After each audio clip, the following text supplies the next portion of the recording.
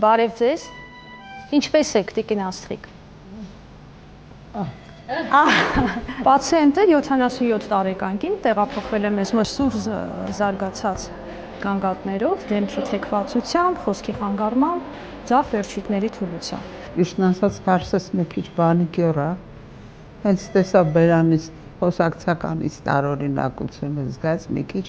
վայ ասում եմ, սկորի սպասի զանգել։ Թեպետ դժգոհում է տան անդամների խոճապից, բայց հենց նրանց արագ արձագանքի շնորհիվ է, որ տիկին Աստղիկն այսօր ողջ է։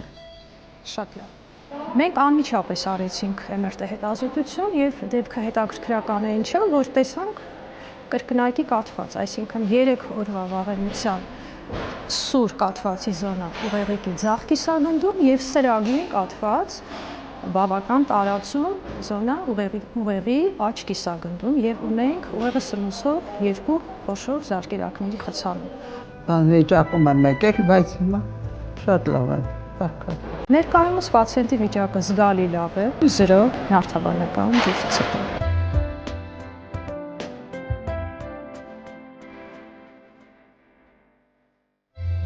Սուրբ Գրիգոր Լուսավորիչ բժշկական կենտրոնի կաթվածի համապարփակ կենտրոնը իրավամբ համարվում է ոլորտի առաջատարներից մեկը, ինչպես բարձրակարգ մասնագետների թիմով, այնպես էլ նորագույն սարքավորումներով։